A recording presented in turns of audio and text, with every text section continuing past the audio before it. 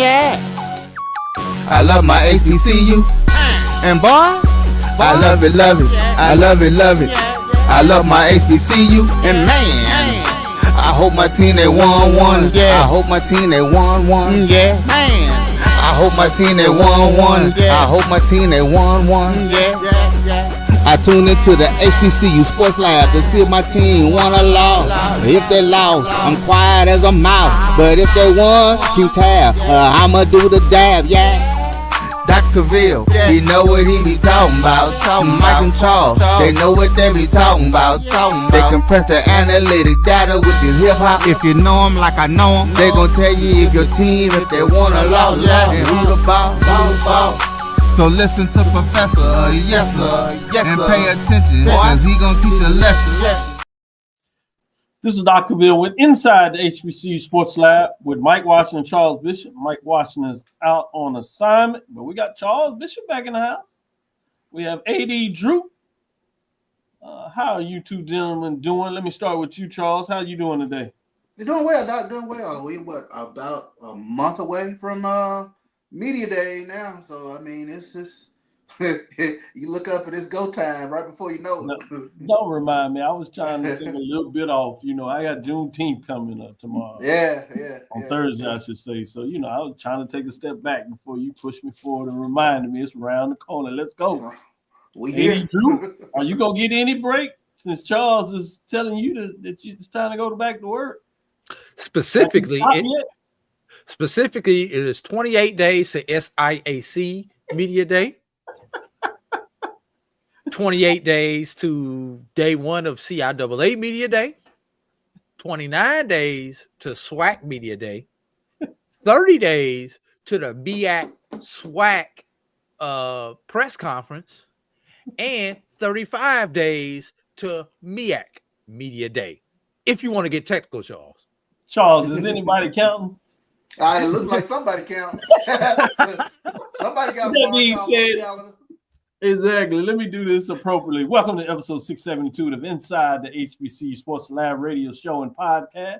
The show that's covering the sporting HBCU diaspora, all things HBCU sports for institutions large and small. From the NEIA to the NCAA, we share insights and information on the HBCU sports coach, HBCU athletic aesthetics to facilitate the story of HBCU athletic programs in the business of HBCU sports. I'm your host, Dr. Kenyatta Cavil, along with my co-hosts, Charles Bishop and AD Drew. We're filming from our home studios and sending a signal live to KCOH 1230 AM studios with the Texas Radio Hall of Famer, that's multi-Hall of Famer Ralph Cooper, and a beautiful home at Texas Southern University from Houston, Texas. With that being said, today's episode of Inside the HBCU Sports Lab is sponsored by THD Agency. THD Agency is a company that provides sporting, educational consulting, and data analytics. Again, with that being said, glad to have you. Hey, Charles, I've ran the data in terms of my Division 1, major division, as we like to call it, HBC major division, top AD/VPs of athletic rankings. But we will do a little tease and hold that off until Thursday. Last segment, I do want to ask you, each of you, your own definitions. I've kind of told you how I rank it over the years, and we'll go over that even more on Thursday of how you come up with the rankings. But I would be interested in you all giving me some thoughts in terms of your rankings, but we'll save that to the last segment. With that being said, I'm going to go back to you, Charles. What's on your mind in terms of HBCU news of the week? Yeah, let's start out. Let's talk a little bit about UAPB's Jordan Pierre. University of Arkansas Pine Bluffs men's track and field standout Jordan Pierre delivered an impressive performance on this past Friday night at the 2025 NCAA Outdoor Track and Field Championship, proving that he belongs with the nation's elite, competing at the iconic Haywood Field. The sophomore blazed through the 400-meter dash in a time of 45.75 seconds to secure a third-place finish on the podium. Pierre's performance earned him the prestigious first-team All-American honors, marking a historic achievement for both himself and the Golden Lions program. So kudos to Jordan Pierre. He's been showing up for some time now, and he got on the big stage and got it done. Brought home essentially what we would call in the Olympics the bronze, which means you're on the podium, which is a big deal when you're have all those runners. You think about that, nationwide Division I. He finishes third in the 400-meter dash.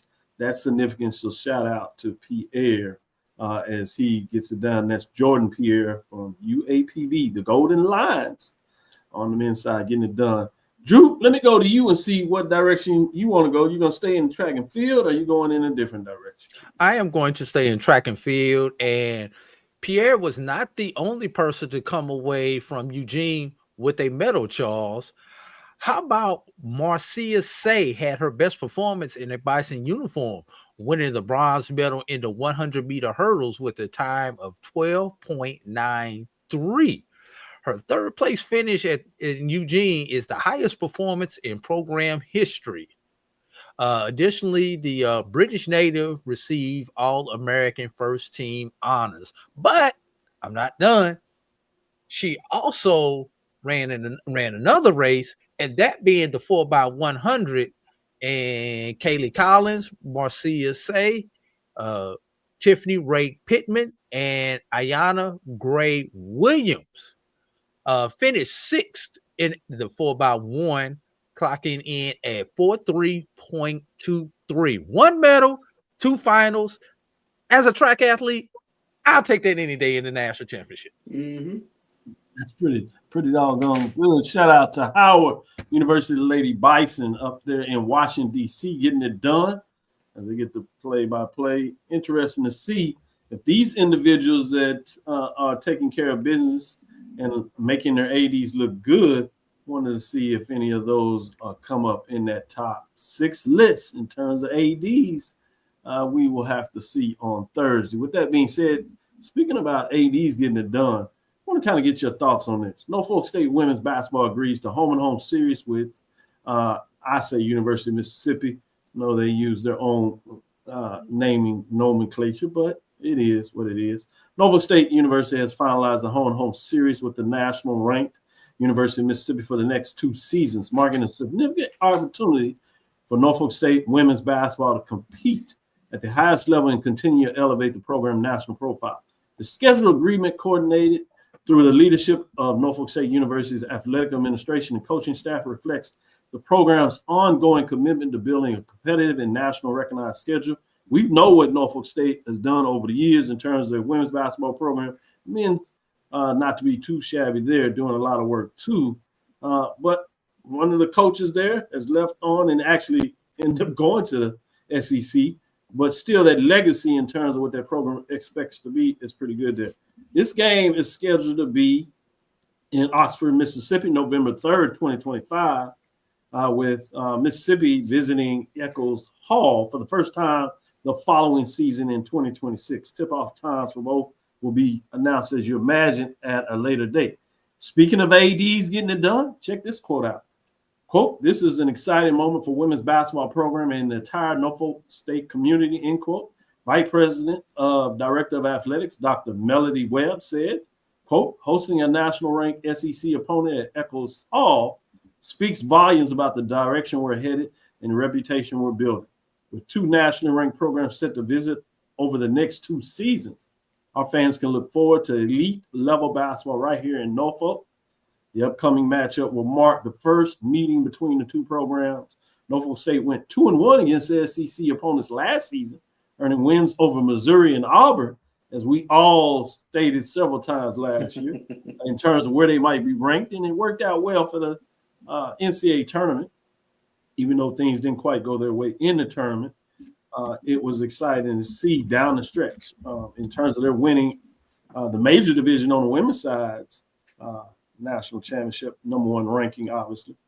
But your thoughts in terms of the magnitude of seeing something like this? Charles, obviously, you've got a chance to see Jackson State women's basketball program rep at elite level and have similar opportunities. So I'm sure that you are familiar and have your thoughts in terms of what does this mean as HBCUs, particularly the MEAC and Norfolk State specifically, in terms of having opportunities like this? Yeah, I think it's huge. I mean, it opens up the pool, definitely, I think, for recruiting purposes in terms of trying to get some in there in terms of when you're playing some top-notch competition. I think you've seen Jackson State's program, the women's program, really kind of elevate over the years in terms of some of the competition they were playing. I think, getting that opportunity to play LSU, they really put a spotlight on the program. So you get an opportunity for Norfolk State to put even more of a spotlight on the program. This program has gone 2-1 against it.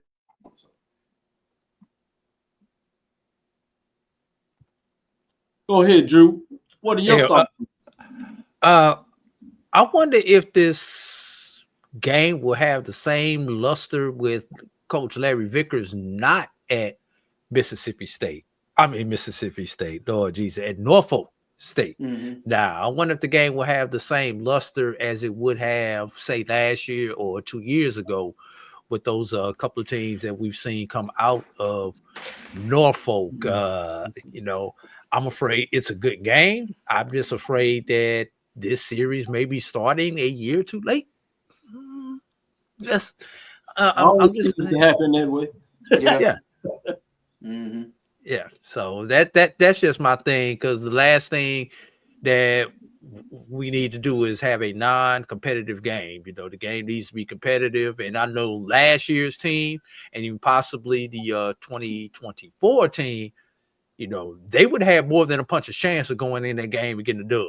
So absolutely, this year, 25, 26, I'm hoping just for, can we keep it to single digits? Can we keep it under 15 type game? Just being honest with you. Mm-hmm. No, that's why I asked. I think it's important, those contexts.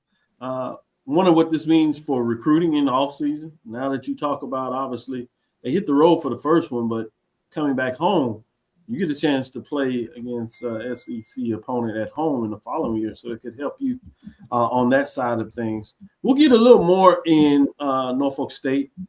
Keep it coming. Put your updates. I see people talking about their ADs and how they ranking them. Some of those seem like maybe on top of the list. We'll see on Thursday.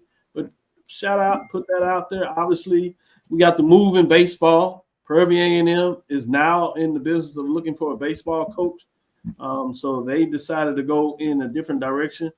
I caught some people off guard. Some people at Prairie View were expecting it. I was hearing something different, but things change quite rapidly in this business, and it seemed like that was the case. Baseball, interesting. Yeah. Charles said he's seen that quite a bit of late.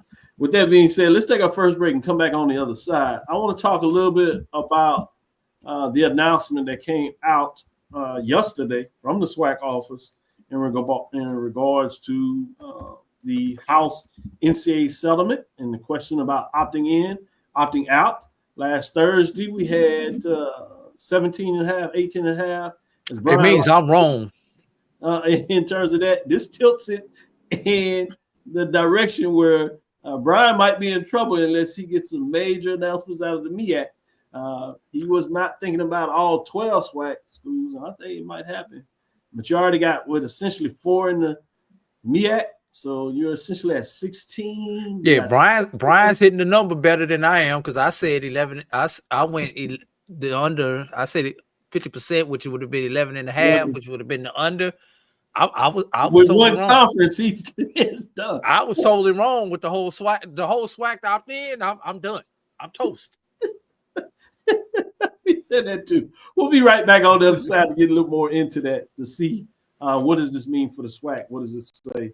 So stick with, we'll be right back after this first break.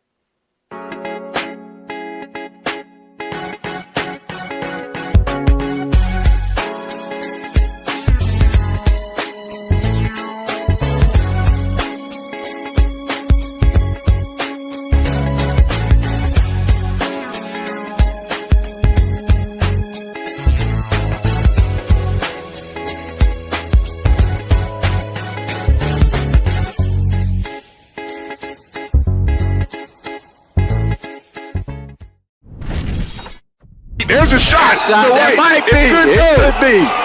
Right field. Grand slam. No.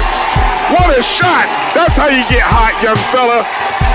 Thank you, guys, for what you do for HBCU athletics. This is a fantastic avenue for all of us. This is our ESPN, so we love what you guys do, and all you guys at BCSN. We really appreciate what it is that you guys do for us. The human voice has always connected audiences with experiences. Major brands all across America have trusted Kever's voice time and time again. Conversational, powerhouse, intelligent, and sincere. That's the voice you need for your creative marketing process. KEAVERSVOICE.com. Kever's Voice, Kever's Voice, KeversVoice.com. Always on, all the time. This is Brian Fulford. AD Drew and I are co-hosts of the BCSN Sports Wrap. We talk about all things related to HBCU athletics. From the games, teams, coaches, and fan interest stories, we cover it all. You can find our shows on Facebook at BCSN Sports Wrap, YouTube at MyJBN Online, and everywhere you listen to podcasts like Anchor, Spotify, Google, and Apple Podcasts. You can also find the show on the Jericho Broadcast Network's app. Make sure to download. We look forward to you joining the conversation and being a part of the show. Football fans, HBCU football is back in the ATL with the Cricket MEAC SWAC Challenge Kickoff. Representing the MEAC, North Carolina Central, and representing the SWAC, Southern Eagles, Jaguars, the Marching Sound Machine, the Human Jukebox. The kickoff trophy is up for grabs, and bragging rights are on the line. The rivalry is real. Bring the family and join us pre-game for the fun-filled Coca-Cola fan experience, including band jamborees, food, activations, and fellowship. For tickets, Compress the analytic data with your hip-hop. If you know them like I know them, they gon' tell you if your team, if they want a law, and who the ball. So listen to Professor, yes sir, and pay attention, cause he gon' teach a lesson. This is Dr. Cavil inside the HBCU Sports Lab with Charles Bishop and AD Drew. With that being said, let me read this press release straight from the email that was sent out to media in regards to some dialogue that took place in the 2025 annual spring meeting of the Southwestern Athletic Conference. Destin, Florida. What a nice place to have your meeting, I will say. The Southwest Athletic Conference 2025-2026 annual spring meetings was held this past Friday and Saturday, with key topics being discussed by league membership administrators. All 12 SWAC member institutions have opted in to the House settlement. Additionally, the league placed no scholarship caps on any sports in which the conference currently sponsors. Quote, this is undoubtedly a significant amount for the Southwestern Athletic Conference and our 12-member institutions, end quote, said SWAC Commissioner Dr. Charles McCullen. Quote, as we move forward into a new era of intercollegiate athletics in the Southwestern Athletic Conference, remain steadfast in our commitment to provide our membership with the resources needed to positively impact our student athletes academically and athletically. Remember, we talked about the fact last week, $2 billion was owed to former student athletes over 10 years. All 31 Division I conferences are paying into that. For the SWAC, that's about $300K per institution, particularly with them opting in. So I do want you to consider that when you give your thoughts on this perspective. And then I'll follow up with some more details in terms of that. Let me go to you, AD Drew. What are your thoughts when you heard the statement, when you heard the release, and people all over social media talking about all 12 SWAC schools were opting in? First, I want to start with a point of personal privilege. SWAC holding their meetings in Destin on a Friday and a Saturday, and my conference, all I get to do is go 10 miles from my house for our annual meeting. You know, something about this ain't right. I chose the wrong conference. I'm just saying, man. But now, I can see that was about to go somewhere. I mean, our meetings was at a hotel at the airport. Nice hotel. Now, don't get me wrong, but there's a difference when I could walk out the hotel and go put some sand between my toes versus go and put some gravel out the parking lot between my toes. There's just a little bit of a difference with that, man. It's a little slight difference. Just slight difference. But anyway, getting back to your question at hand, Dr. Cavil. Shocking, but not shocking at the same time. You know, I'm going to start it off with this. Dr. Cavil and Charles, I'm going to go buy me a new car. I just made a statement that I'm going to go buy me a new car. But if I don't have the money for the down payment, or if I can't afford the monthly payments, I'm just talking out the side of my neck. That's I'm trying to keep the HBCU thing because, that's a famous song that we like to play. Our beautiful bands like to play. And I think that's what some of these institutions may be doing right now. Because you just stated, Dr. Cavil, $300 million per institution over 10 years, which is $30 million per year, which is double, triple, quadruple some of our schools' budgets.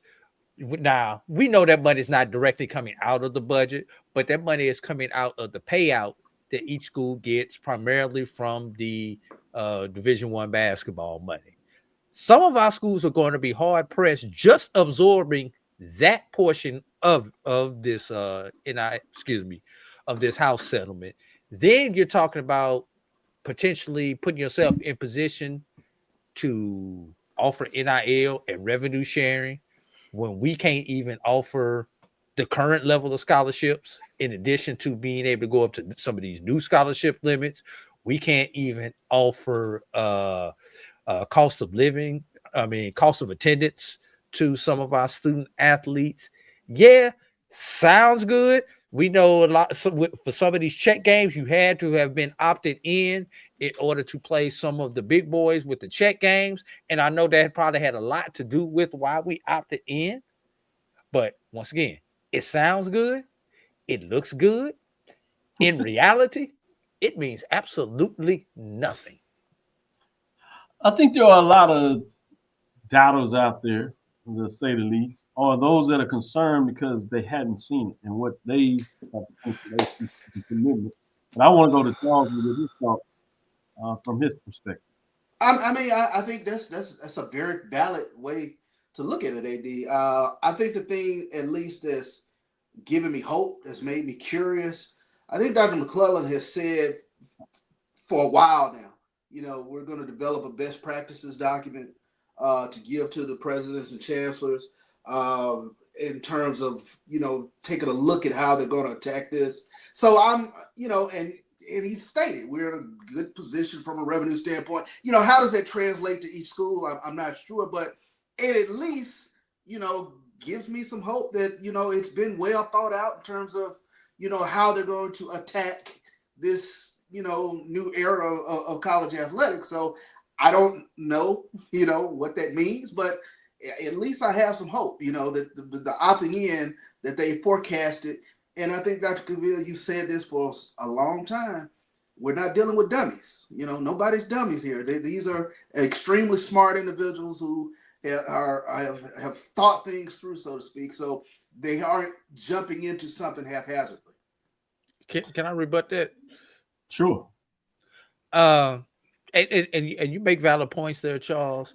My concern is, will some of our presidents get out of some of the athletic directors and some of the other people's way and allow them to do some of the things that they need to do? Because first of all, this is something that no one really knows what they're doing. Let's be honest. This is all brand new to swimming in the dark to all of us. Will these presidents offer them the support that they need? Will they give them the people with the business sense that we need? If you're going to dive all the way in, and we know some of our institutions are in a much better place to dive in than some of our other institutions. I mean, hell, you're going to need somebody who's almost a capologist or benefitologist, because they're using salary benefit, not salary cap. So you're going to need a benefitologist. You're going to need a full-time marketing person to be able to go out and get this. This can't be your SID. This can't be anything else that we have. You're going to have somebody, and you may need multiple people. You may need a football marketing person. You may need a basketball marketing person. You may need a baseball marketing person. Will these presidents get out of the way of athletics? Let them think outside the box, because not everything they're going to do is going to work. and give them the patience to feel their way through it? That's the question that I have.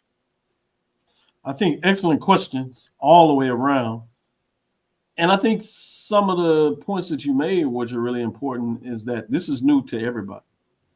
So from that standpoint, while there's a gap in terms of the financial autonomy, obviously the Super 2 versus the Power 2, the G5 and the FCS programs, and the variation within that, I have to look at it in terms of their financial beings, but it'll be fascinating.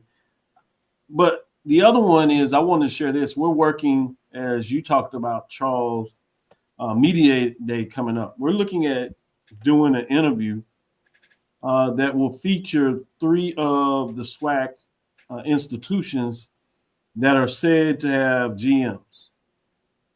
I know one of them is Prairie View. I can put that on the table, on the record, that has been completed. The guy, Christopher Williams, Dr. Christopher Williams, I should say, is working in that capacity now. I will not name the other 2 institutions in the SWAC that are said to have GMs because they haven't announced them themselves, so I'll let them be able to do that. But my understanding that there are 2 other institutions beyond Prairie View, and we're working to see if we can have an interview with those individuals at the SWAC Media Day, as things should be announced by the end. And I think that'll give a little more information in terms of some of the questions you have, because you're right. As you said, not a capologist, but I do like the new terminology you came up with, Drew. Say it again. Benefitologist. Benefitologist. Put on the table to make sure that you give full credit when that becomes a thing. You put that out there first, at least from what I've heard. Certainly the first one to say it on this show. We can say that for sure. But I wanted to put that out there. I also wanted to share a little other construct of this that may provide just a little more vision. Football previously limits, these are estimates, was 80 to 130 players. And the new limit is 105. But remember, they're still governed by the 85 scholarship framework, if you would. All right. So we got to think about that too, that there's different language. So oftentimes we're thinking about scholarshiping to the full amount, all 105. That is not the case. Specifically for FCS, previously, as everybody is pretty aware of, there were 63 FCS football scholarships that could be spread over 85 players, including partial scholarships. Something like that was similar at the Division II level, but this is a Division I thing, so I want to focus on that.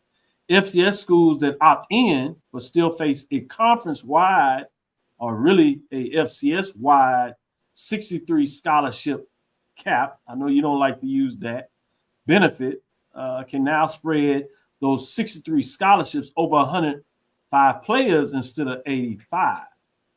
So it's not like you're going to pay them all full scholarships. So you don't necessarily have to think about that your financial is going to automatically kick up. Now it can, because some people that were given 50 scholarships may decide to go up to 63 scholarships, spread it over 105 players. Some of them may get full, some don't. You also get the fact that a lot of the players have Pale, so that could be part of this formula, which gets back to Drew's framework. With the Pale, you're not necessarily playing cost of living, right? Which is a different framework. Yeah. So let's think about that as well, that this may not be all about just going full tilt. There could be a stair-step way to increasing the financial demand in terms of what that looks like. And we'll get in that in the next segment when we talk about ticket pricing variability strategy, which is something that I see schools getting into now, which I'm happy about. I've been singing this as a canary in the coal mine, it seems like, over the last 5-10 years since Charles took my class in terms of sport managed marketing, when we got in a little part of the finance part of that. The other thing I did wanted to bring on the table is just the other sports. We'll do this before we take our next break and get into that ticket talk.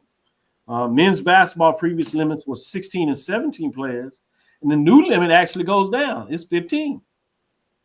Women's basketball previous limits was 16 to 17 players, and the new limit actually goes down, which is 15. Baseball previous limits was 35 players, 35 plus players, and the new limit is 34. So it actually goes down. Women's soccer, the previous limit was 25 to 35 players, and the new limit actually goes down to 28. Softball, the previous limit was 25 to 30 players, and the new limit, guess what? Goes down to 25. Cross country, the previous limit was 10 to 20 athletes, and the new limit is just 17. So it goes down.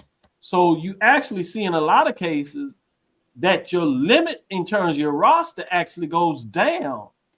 And so your ability to spread the money over that should be interesting as well. So again, this new language really is going to get us getting used to for us just seeing these limits and thinking that that means if you opt in, you're fully engaged in giving full scholarships at the maximum numbers, which is just not the case. So there's some things that we have to really kind of wrap our mind around a little more to talk about that. But like I said, I want to get into our third segment where we talk a little bit about this ticketing uniqueness. And we have a story out there about the ticket demand, or at least the pricing strategy at Norfolk State. We have some out there on A&T. We already heard previously that Jackson State's athletic director, Ashley Robinson, was one of the first out the gate as he saw things going into it, as he talked about getting his constituents ready that they were going to put a $2 or $3 additional tax, surcharge, whatever you want to call it, on ticket prices. And that money was going to go directly to NIL money for college athletes, football, and even some of that towards the band, which I think is simply brilliant because in the HBCU culture, the marching sport is certainly synonymous. And none other than bigger places. Can you say that one of them is Jackson State University with the Sonic Boom of the South? So we're seeing in that following trend. I've heard a lot of folks at Jackson State and some of the talk out there were talking about they would prepare to even play a little more than that. They liked it. They were not upset about it, particularly when they heard where it was going to go and what it could mean for their program. So we'll see a little bit more of that. I think you see that already in the ticket variability, but we'll get on the other side and take a deeper dive in that, talk a little bit about these articles out there and get these two gentlemen's thoughts as we kind of get into the summer months where we take a deeper dive into the business side of sports, particularly HBCU sports right here on the lab. We'll be right back after our second break and move into that third segment. I'm returning to Clinton Paris, and Tampa's my community. I grew up here, went to school here, and my wife and I make our home here. What makes Tampa special are its people. So when I represent someone injured in my community, it's personal. Call my office and speak to a real lawyer and not some referral service. I will fight the insurance companies to get the settlement that you deserve. At the law office of Clinton Paris, we take the pain out of being heard.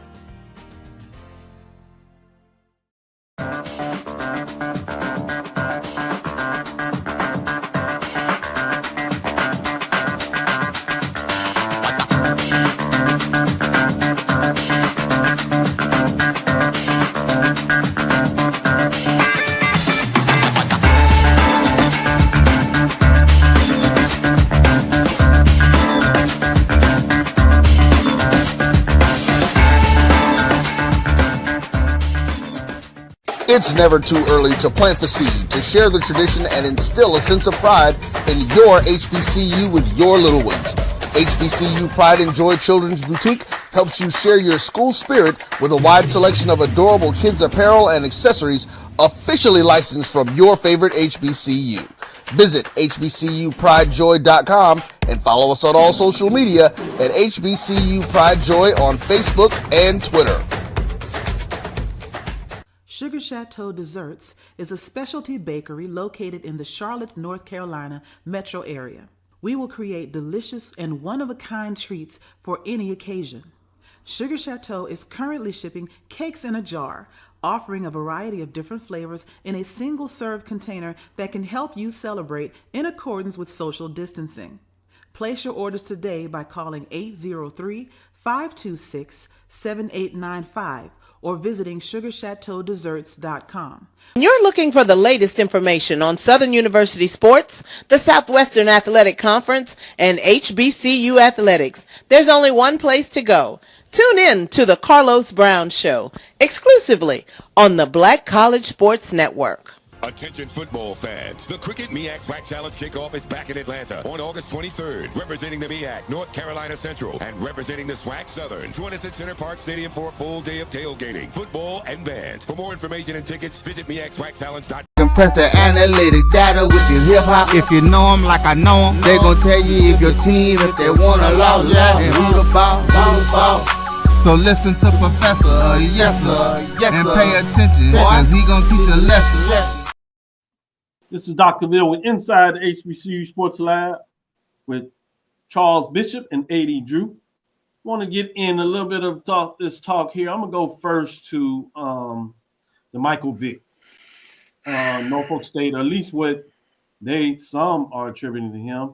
Obviously, with the NIL, I would think the ticket prices are probably going to go up a little bit anyway, but they seem to have gone up significantly. So I want to see what your thoughts on this. Michael Vick's arrival sparks big ticket price jump in Norfolk State from HBCU. As you know, we got in those notes there with the media day news. Norfolk State, under new head coach Michael Vick, has raised its season ticket prices for 2025 HBCU football season. The increase comes after school hired NFL legend Michael Vick as head coach December 24th, ushering a new era for Spartan football. Check this out. General admission season tickets now cost $200, up from $110 in 2024. 82% jump, almost double.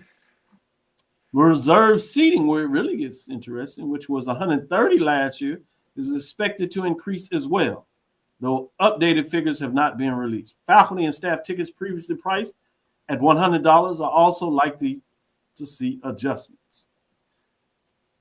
Drew, come to you first. Get you into this little talk, but let me tease you and set you up because I want to do this as well. I'm gonna do this in combination. As A&T has some news in terms of their football game costs. HBCU football games will cost North Carolina A&T fans from HBCU game day. The other one's for HBCU sports. Make sure I give our colleagues the due process as they put the news out here, fast and furious. North Carolina A&T has released its individual game ticket prices for 2025 football season. HBCU matchups come at a premium. Premium prices for HBCU rivals. Fans will notice a clear pricing difference depending on opponents. The Aggies are changing noticeable more for their 3 home games against the fellow HBCU fans than for matchups against the CAA, the Colonial Athletic Association, better known as the Coastal Athletic Association. HBCU game day mean to these folks. They ain't changed and put in the correct name. That wasn't just me. That was them. The premium home games included Hampton, North Carolina Central, South Carolina State. One of those is a conference game. These schools are all HBCUs and strong fan following and deep-rooted rivalries with A&T, which is another part of this. These are rivalry games. Reserved tickets for these games are $65. General admission costs $50. Non-A&T student tickets are $32, while children tickets are $22. In contrast, the 3 regular home games feature CAA members Campbell, Towson, and Monmouth. Reserve tickets for these matchups are $50. In terms of reserve, that's what, $15 cheaper. General admissions is $40, $10 cheaper. Student tickets are $22, $10 cheaper. And children tickets are $13, a whopping $9 cheaper. Group rates, $19 for adults and $8 for children, are also available for these games, but not for the higher price HBCU content. Hey, I'm just reading the release. This was out there. Why y'all laughing at me? I'm going to go with you, A.D. as a kind of sit up. What are your thoughts in terms of a lot of things going here? Different direction you can go. And I set it up like this on purpose. But there's also part of this where some of this ticket pricing could help in terms of NIL, money that goes to athletes. So your overall thought process, Drew, which way are you going to go with this? First thing I did, Dr. Cavil, just out of curiosity, I went back and looked at the 2024 schedule for both of these schools, and to see how many home games they had versus this year. And both of them have the same amount of home games. Norfolk had 5 home games last year. Good homework. Norfolk has 5 home games this year. And actually, I think 1, 2, 3, 4, 5. Yeah, 1, 2, 3. And A&T had 5 home games last year, 5 home games this year. Let's start with A&T. Of those 5 home games they had last year, 2 of those were HBCU opponents, one being Winston-Salem, one being Hampton. Yeah, those are their 2 HBCU opponents at home. I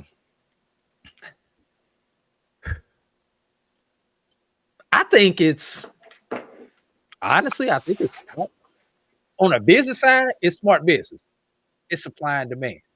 We know the demand for those HBCU games, especially since A&T has left an HBCU conference, are going to be higher. So you would be almost not making a good business decision not to increase basic economics 101, supply and demand. When supply is low and demand is high, you increase the price. That is what A&T did. And let's be real, some of them other games, they can't give tickets away. So, you know, when we flip over to Hampton, to Norfolk, once again, same type scenario. You have the biggest draw as far as coaches go since Coach Prime left Jackson State. Let's just put that out there. And I'm gonna throw something on Charles, and Charles probably gonna get mad at me when I do this, but I'm gonna hold off on this. Just going over last year, at home, Virginia State, Hampton, Towson, Howard, and Delaware State were your 5 opponents for Norfolk. Pretty much the same thing this year. You've got your 2 MEAC games that you're playing at home. You've got Towson at home. You've got Norfolk at home, and I need to go back to the arc. I was missing one other game. Sacred Heart. So you had another non-conference HBCU game at home. So, but you have Norfolk does not have the benefit of having the vet to play in, which can hold 60,000 people. Norfolk doesn't have that benefit, so they have to maximize every dollar that they can. Once again, it would be a bad business decision for Norfolk not to take advantage of this. And let me say this before I ask Charles my question. Everybody, this is nothing but a little bit of market correction. Now, in these cases, because Norfolk has a premium product, i.e. Coach Vic, they can overcorrect this year. As long as Vic continues to draw the crowd. A&T doing some market correction. Y'all, the days of $30 tickets are long gone. Inflation, everything else. I'm surprised more institutions have not done it, but usually when you see these ticket price increase, you see $5 increases. You see $5 this year, $5 next year till you get to that number. With these 2 institutions, they dump all the way into the deep end. They're going $10, $20 at a time. And my question for you, Charles, before you get into your point, when Coach Prime came to Jackson State, refresh my memory, and because I really don't remember, did we see something similar in Mississippi with the ticket prices? Because you had Coach Prime as that premium draw. Did we see this type of market adjustment with you guys' tickets? There was a market adjustment, but probably not to the extent that Norfolk State is doing it. But I mean, Bernie Mac said part of it, like you said, is the facility. Yeah. So it's only so much you could do because you just had the availability in terms of ticketing spaces. Yeah, I mean, this is the cost of doing business. I mean, Bernie Mac said it best in the Players Club. Welcome to the stripping game, partner. This is where we at.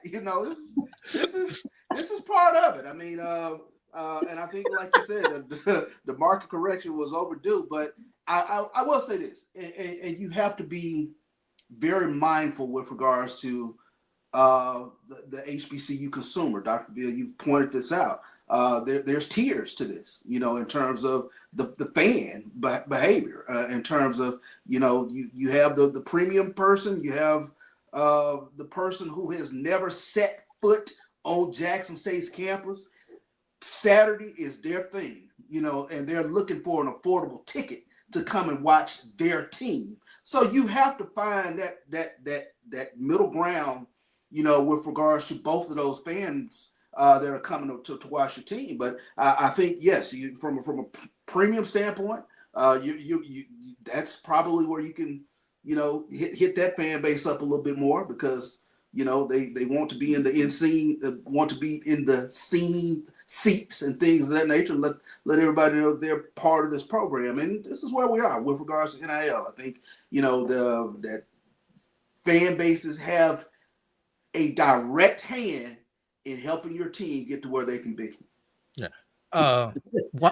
Everyone got you say, what if your mom heard the terminology? You in trouble. You in trouble. Yeah. And it's funny we talk about this today as a draft went out on my account for the season tickets back home. So I was like, this is gonna be an interesting talk today. Yeah, I had somebody come in my office with Texas Southern talking about the ticket prices going up, and they were feeling good about doing it, but at the same time, they were paused about doing it as well. Yeah. One thing about HBCU sports outside of homecoming, because we know homecoming prices are homecoming prices, but all the rest of the home games have been. I think homecoming prices will probably need a little market correction too. But don't let me say it too loud, because it might happen. But homecoming prices, we expect those kind of prices for homecoming. True, we don't expect those prices for the other 3, 4, 5 home games that we tend to have. But one thing about HBCU athletics, especially football, it's always been family friendly with our football, because not only can I go Dr. Cavil when I used to have to buy tickets, but I could also afford to take my children, my wife, my friends, and everything else to the game. And that's the one thing that I have a concern with is, will we price ourselves out where it is not family friendly? I'm glad some institutions still have kids tickets, student tickets, and things like that. When I say student tickets, I mean like high school students and everything like that. Group tickets, because we still want to make it fan friendly as much as possible. But that's the one thing that we cannot do, because it won't hurt us now, Dr. Cavil, but it hurts our next generation of HBCU sports fans. Absolutely. If we can't get them in when they're Deuce's age, Dr. Cavil, and get them into that experience. Great point. I guess the part I was going to add is I like the variability that you have in tickets in terms of opponents. And obviously you have it in terms of the real basic part, reserve tickets versus general admissions. I'm interested to see, are we going to move to the direction where we have variability tickets within with various teams, but also within the seat in the stadium in regards to where you seating, I should say. In some stadiums, you're at a lower level, which some people like those areas, or if you're around the 30, 40-yard line, you go to different ticket prices. Those tickets increase, right? Versus in your end zone there. I wonder how long we're going to take to get to that level where we see those type of variability. How many of our stadiums can we do that in, first of all? I'll take a look at the seating right around the band. That's where I would be like, because that's people want to be around the band. I don't care. That's another premium area that you need for HBCUs. Yeah, but nobody wants to sit next to the student section for some reason. Them the $5 tickets right there. Right. I mean, and the thing is will those start to close out, reduce the numbers, particularly when you get to capacity games? And I'm talking about particularly big rivalry games, if you want to call them that, or big matchups at the end of the season that have a lot on the line. You see that, and there's some unique positions where you have that Jackson State going in the road to Alabama State in terms of this FAMU. When you look at the seating capacity, Jackson State is in a little more of a unique position because they have such a large stadium. It'll be interesting that. But you're talking about when Jackson State goes to Southern, you have another case where those seats become a little more premium in terms of what that looks like. Jackson State, when they came to Texas Southern, obviously that was a unique situation when you had Coach Prime there. But it's fascinating to kind of see what that looks like. You got Jackson State now as a national championship team. What does that look like in terms of their home ticket prices? Those things are fascinating. And then you got to switch this over to other sports, such as basketball, when you have some of these smaller facilities, but teams that are playing really good basketball. What will that look like over the years? Yeah, I'm curious who's going to be the first stadium manager who says, basically bring half the band because we need that seating. That to me is going to be a fascinating, especially an in-demand game. It's going to cause a lot of hell. But yeah, especially when you talk about the rivalry games. That's going to be fascinating. We saw a little bit about that with just like G-Ho, you can't invite the visiting team, and part of that was going on. But we'll see. That was specific for homecoming where you had that unique situation. Yeah, like G-Ho, you can't. The visitor band can never go to G-Ho because they have to sell those seats. Yeah. That's a perfect example of. Just haven't seen it in the SWAC yet, but I'm curious. Like if I'm a Southern and Jackson State's coming to town, y'all can't bring the whole band. I need some of that seating. Yeah.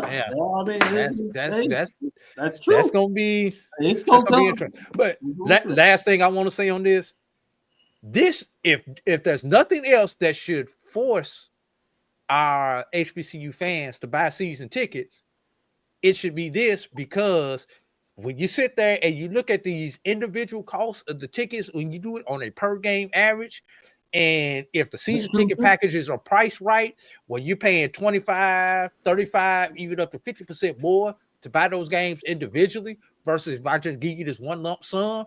And a lot of people will let you finance the season tickets. What I mean finance, you can do the 3-pay or the 4-pay. You make your first payment in April, second payment in May, June, and July. I've seen them do that.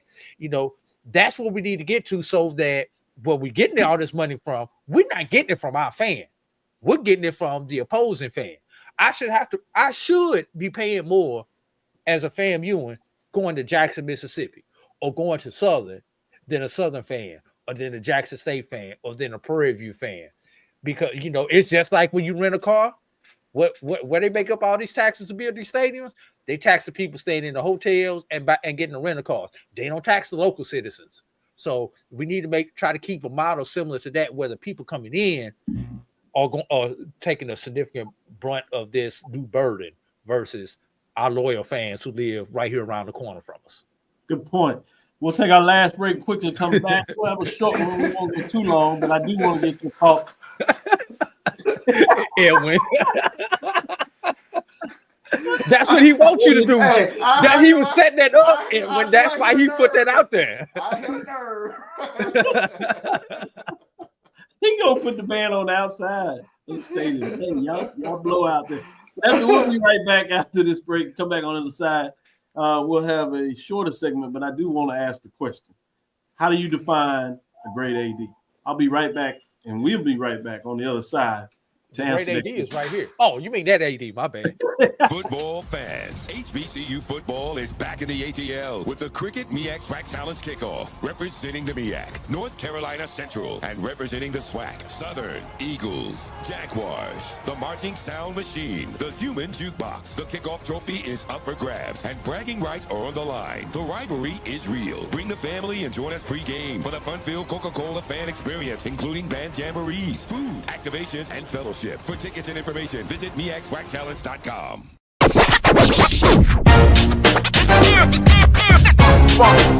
It's like a loot machine. Going around town, people trying to get down.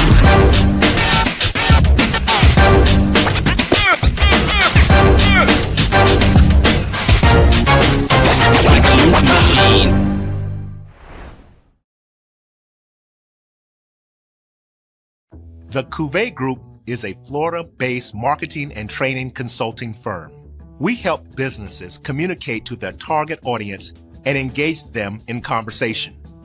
We also help to expand their audiences, which will ultimately result in growth for those organizations. In addition to being a certified constant contact specialist, my colleagues and I are also certified in John Maxwell Leadership Principles. We use these proven principles to conduct workshops, training, and private coaching sessions for individuals and companies looking to take things to the next level. Contact us to schedule a free consultation. Issues today, don't delay, call Cavil. This is at Automaster. Compress the analytic data with your hip hop. If you know them like I know them, they gon' tell you if your team, if they wanna lose, and who the ball. So listen to Professor, yes sir, and pay attention, cause he gon' teach a lesson. This is Dr. Cavil. We're inside the HBCU Sports Lab with Mike Washington and Charles Bishop. Today's show, we got Charles Bishop and AD Drew bringing it home for us. So I wanted to get straight to it. Wanted to ask you, as we were released on Thursday, the top AD rankings that we've done annually. This will be our third edition to see who comes on top. The first year, it was Ashley Robinson. Last year, it went over to Howard University with Kerry Davis getting in the mix, getting it done. We'll see. We've had folks like Dr. Jason Cavil, Alabama State University, Dr. Melody Webb of Norfolk State Spartans, getting it done. Has been right in the mix in terms of that. We've had Dr. Kevin Granger in the mix as well. It'll be fascinating to see who comes in on the top of the rankings this year in terms of what that looks like. We even had Grambling State's very own Dr. Travion Scott in the mix over the last year. So we'll see. Where are these individuals this year? And this is for the major division. We have to see if we can get one done for the mid-major division as well.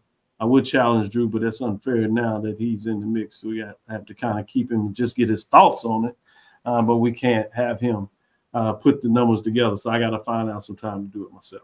With that being said, Charles, I wanted to get your thoughts.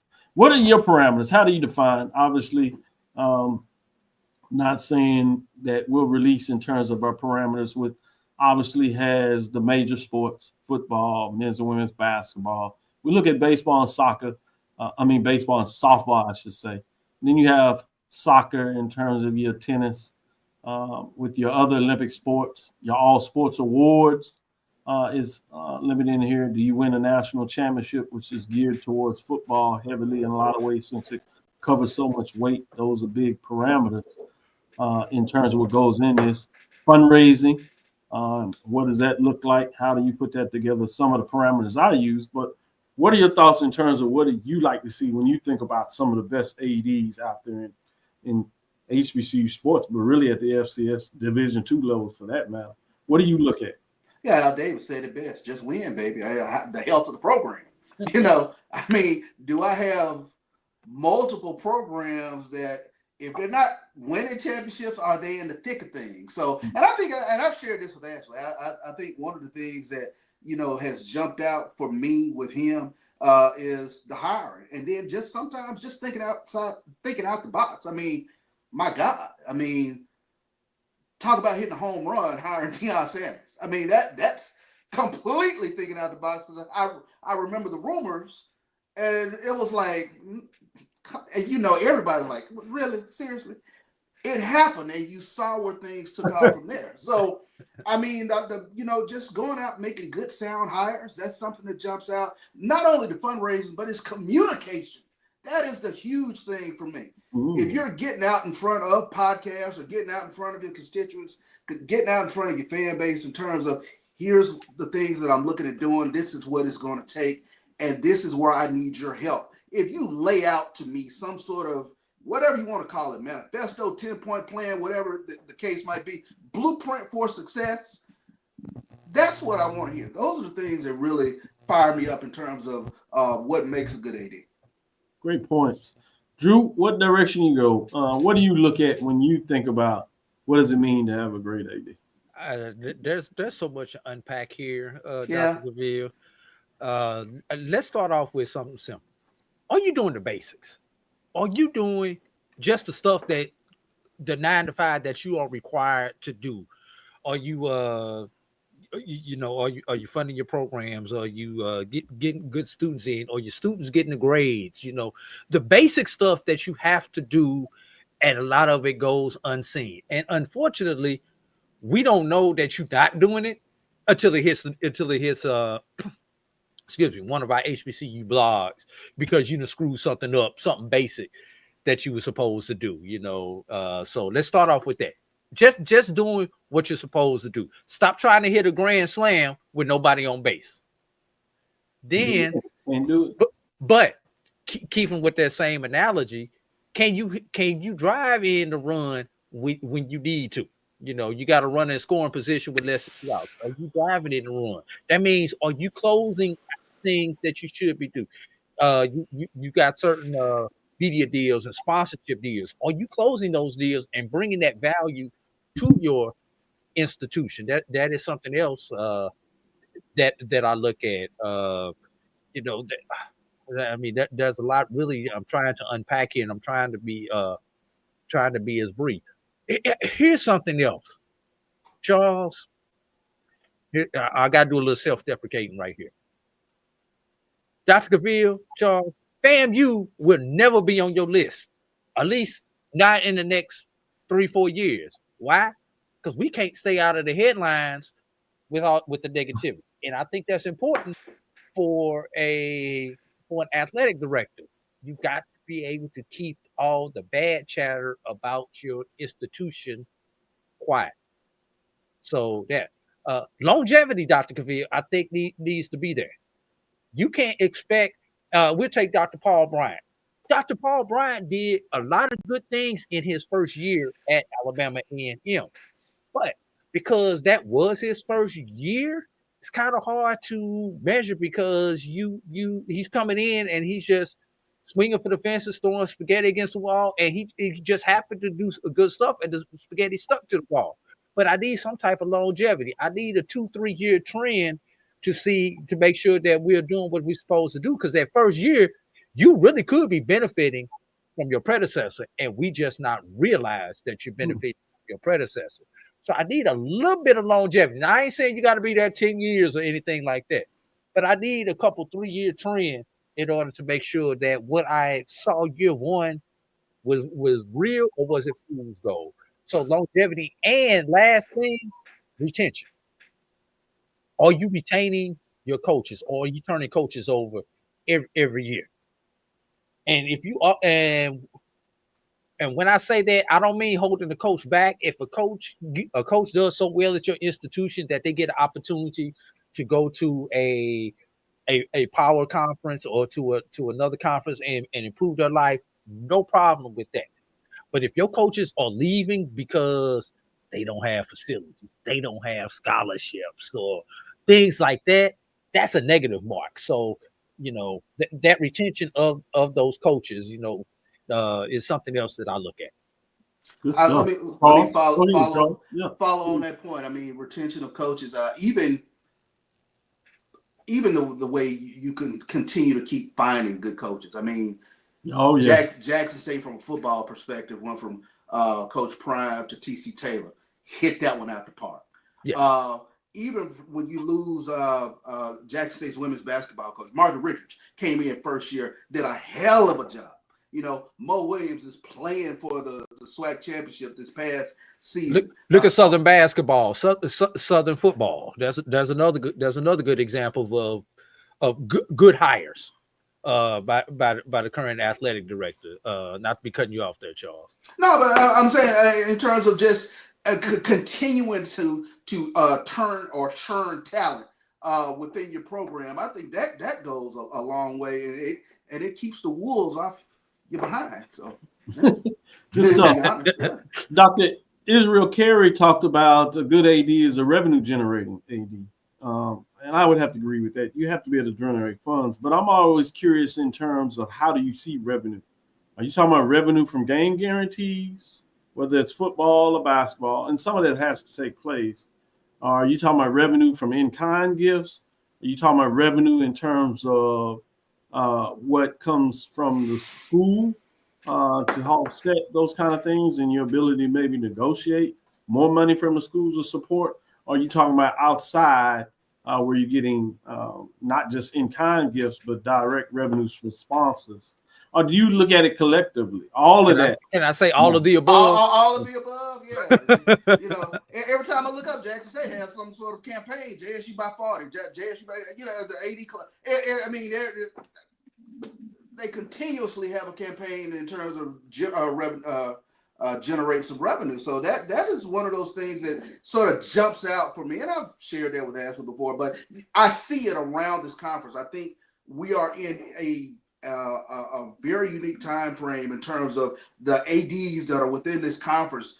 Very business-minded individuals, and in terms of some of the things that you're starting to see them do with partnerships, strategic partnerships, with corporate partnerships. I mean, those things are really starting to jump out, and I'm very, I guess, excited about the health of this conference because of some of the people that are working in the athletic departments. Yeah, and let me add to that. Let me add to that with some of the revenue sharing. You talked about the corporate and everything else, which is fine. But even some of the ways that you're able to, and I hate to say squeeze another dollar out of your constituents, but to generate more value from your people who invest in you, who are your alumni and your fans. Like we take Alabama A&M and Alabama State with the cabanas at their football game. Yeah. The way Ashley Robinson was able to convince his constituents, we got to add these $2 on to fund NIL. You know that, everybody can't do that, man.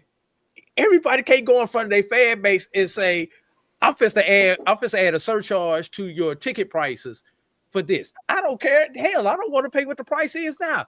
You have to have the charisma and the relationship with your fan base in order to pull off something like that. And we see countless examples of this in all of these conferences with these athletic directors. Those are just a couple of specific ones I wanted to bring up. The good hires. Gave a lot of examples. Yeah, we'll see what the list looks like. the good hires buys you some goodwill, so you can go out and ask your fan base for a little bit of great comments today. I want to say thank you for listening to Inside the HBCU Sports Lab. Make sure you share our podcast with friends and colleagues. I am Dr. Kenyatta Cavil, the Dean of HBCU Sports, come from Inside the Lab, and the College of HBCU Sports, Mike Washington, Charles Bishop. I did want to add that I also like ADs that find a way to create nice matchups, whether it's in football, basketball, men's and women's, baseball and softball, where they bringing in other HBCU teams, bringing in other high-level FCS programs, but creating fan-interested matchups, I think are good. And going to and celebrating teams and supporting them to be able to go to some of these classics that are out there, particularly in cities where athletes and fans would like to go. I think that is a great variable, creating those matchups for fans. I wanted to add that last piece. Before we say, again, we want to thank you for listening. Dr. Bill's Inside the HBCU Sports Lab with Mike Washington, Charles Bishop, every Tuesday and Thursday. We'll be right back here on Thursday at 6 o'clock Central Standard Time. We look forward to then when we'll discuss the latest news in the lab. Follow me, Dr. Kenyatta Cavil. That's DrKenyattaCavil. That's Threads, Facebook, and Instagram, Inside the HBCU Sports Lab, and YouTube on Facebook. I want to say this. We talk about sports here, but we're not ignoring all the things that's going around us. Stay safe, stay strong. Obviously, we got a lot of things that are extremely disturbing. And although we don't necessarily talk about it here, it's not because we're not aware and not dealing with it in some type of form of fashion. So I wanted to say for those that are having to deal with it directly, indirectly, prayers for you. And that is not just here in the United States, across the world. And those folks that in a lot of ways are being mistreated regardless of how you frame it. Dream big, continue to move forward. We will talk with you soon. Charles? Of course. Drew? Lecture. Dismiss. Travel light, everybody.